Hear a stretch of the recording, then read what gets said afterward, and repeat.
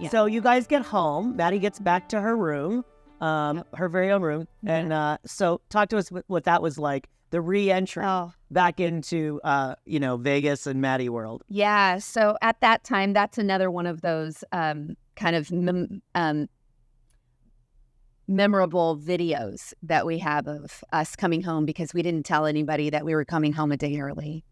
I know. It's a family thing. Yeah. We never tell each other when we're coming home. And my oldest was there at the time. They were home from college.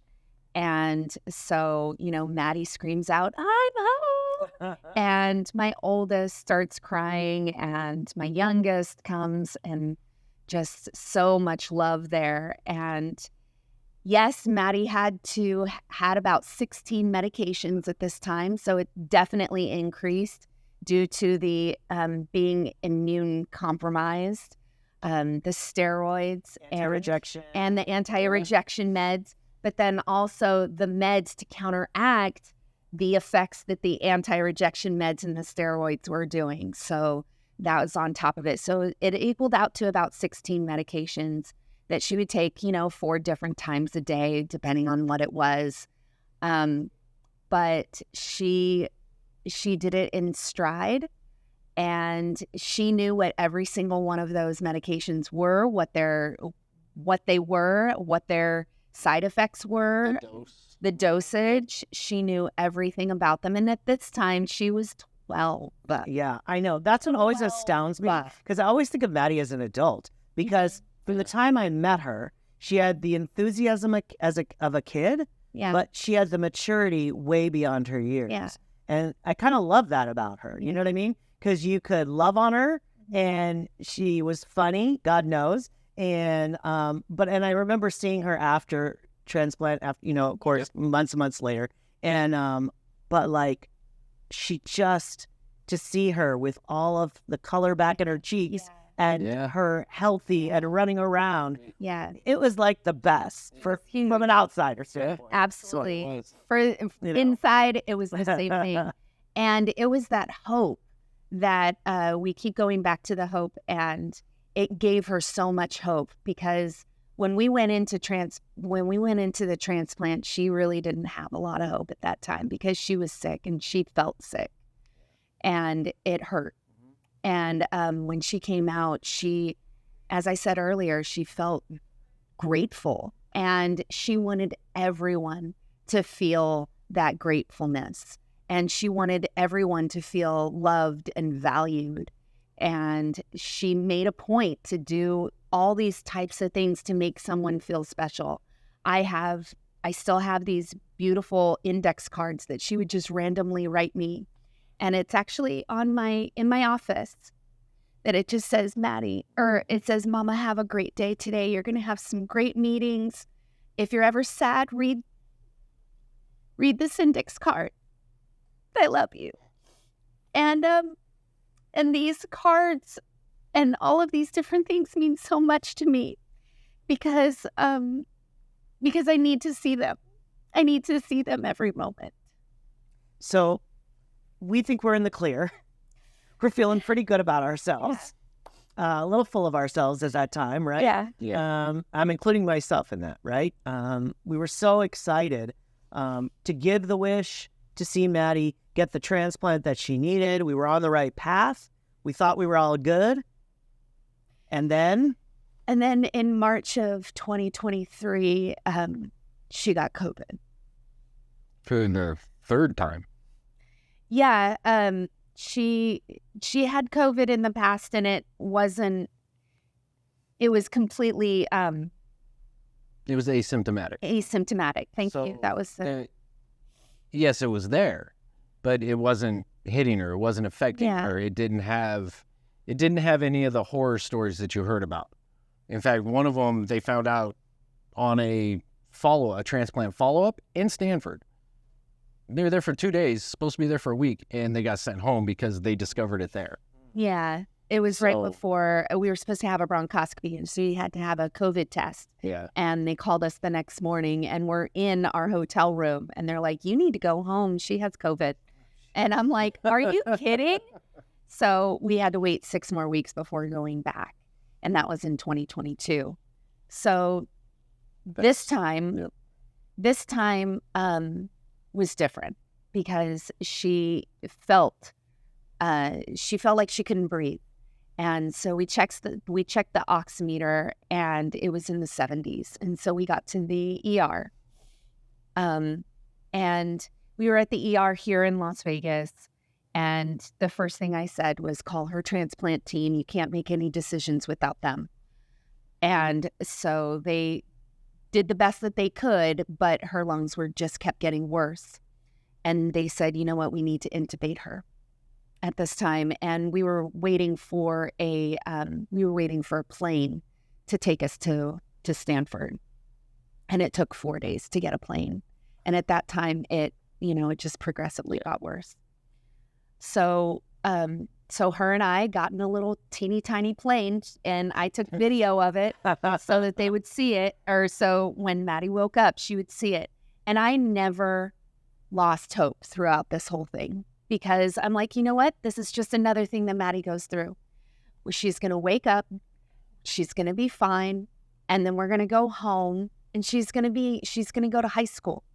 I mean, she's in 8th grade at this point. She got accepted into the magnet school that she wanted to go to. And she was going to be a social worker major. Of course. Of course. So it took 5 weeks for her to finally wake up. And it was very hard. She had what they called ARDS, which is acute respiratory distress syndrome. And that progressed from the COVID. She got COVID a second time when she was in Stanford, how, it just happened. And she did eventually wake up, and she was starting to rehab, and it was getting better. And the language was, when you go home, when you go home, when you go home. She was still on a ventilator at this time. She was actually, she actually got a tracheostomy, right, so that she could wake up and she could talk. And the first time I heard her voice was about 7 weeks after we went into the ER. So it was 7 weeks without Maddy talking. And that was so hard. I got a video from Maddy. Because she and she, in the video, she goes, I know I sound like a robot because of the tracheotomy and just bringing down the balloon. And she said, but I may sound like a robot, but I get to talk, so beware. She was never at a loss for words. I will say that about Maddy. Never. So then in June,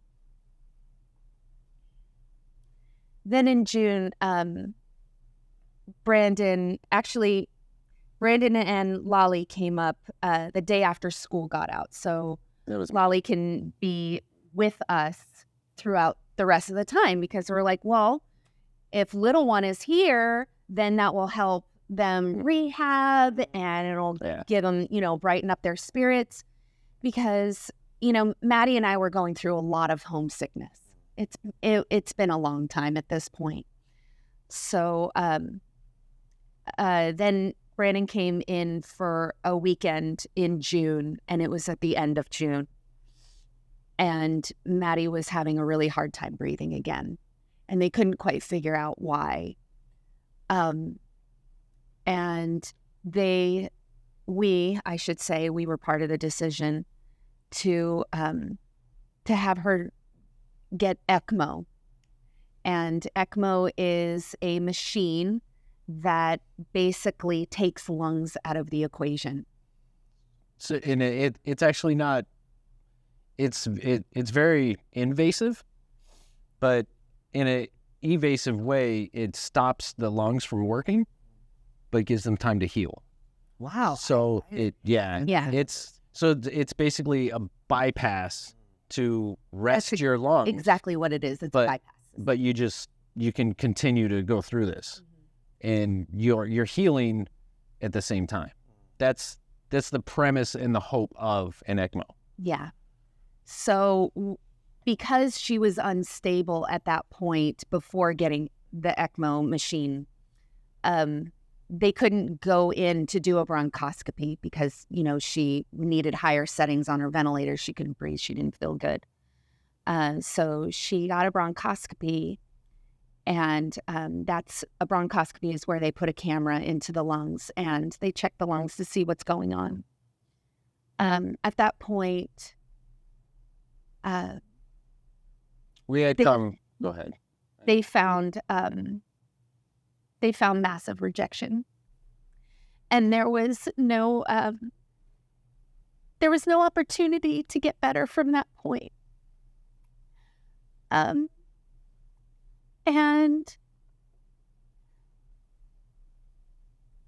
I'm just going to cut to the end.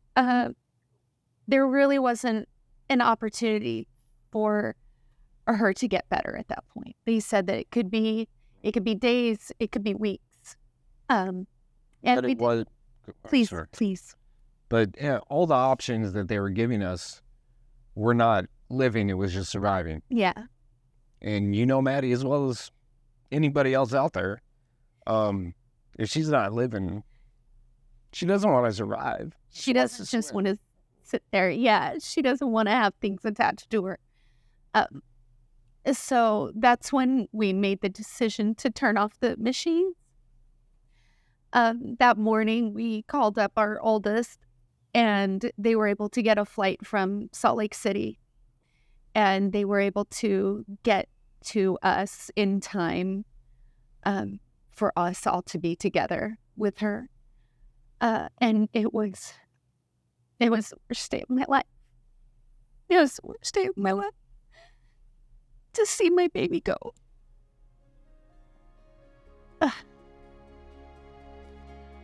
Well, you just gave me an idea.